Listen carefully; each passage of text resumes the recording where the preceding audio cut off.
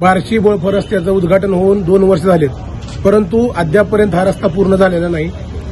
Contractor त्याच्या गहाळ कारभारामुळे 2 युवकांना या ठिकाणी त्यांचा बळी द्यावा लागलेला आहे.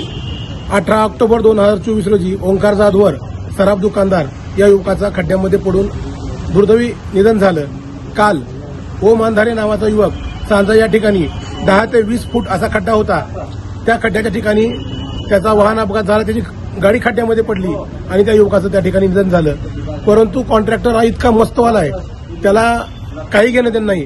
माझा एक विचार नाही की प्रशासन अजून किती जणांचं बळी जाण्याचं वाट बघत आहे, त्या कॉन्ट्रॅक्टर अजून किती जणांचं बळी जाण्याचं वाट पाहत आहे. त्याच्यावर सदोष मनुष्यवधाचा गुन्हा दाखल प्रशासन करणार का? परंतु मला वाटत नाही की प्रशासन त्याच्यावरती मनुष्यवधाचा गुन्हा दाखल करेल, कारण तो सरळ म्हणतो की प्रशासन माझ्या खिशामध्ये आहे, प्रशासनाला कसं वागवायचं ते मला चांगलं माहित आहे, असा हा डीसी आजमारा मुजोर कॉन्ट्रॅक्टर अशी त्याची भाषा आहे. परंतु माझं म्हणणं आहे की नागरिकांनीच उठाव करावा लागेल आणि हे काम तात्काळ कसं पूर्ण होईल यासाठी प्रयत्न केले पाहिजेत. आपण बघितलं असेल त्या रस्त्यावरती कुठलेही साईन बोर्ड लावलेले नाहीत, त्या ठिकाणी कुठलेही दिशादर्शक सूचक लावलेले नाहीत, त्याच्यामुळे वारंवार अपघात घडत आहेत. मागच्या 4-5 दिवसाखाली त्या ठिकाणी स्कॉर्पिओचा एक अपघात झाला, त्यामधील जवळपास 4 ते 5 जण जखमी झाले होते, एकाच्या डोक्याला गंभीर दुखापत झाली होती.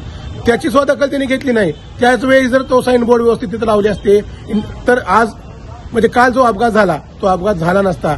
परंतु याची कुठलीही ते खबरदारी कॉन्ट्रॅक्टर घेत नाही आणि आज देखील बघा तुम्ही त्या ठिकाणी आहे तशी परिस्थिती आहे, कुठल्याही प्रकारची काम प्रगतीपथावर नाही.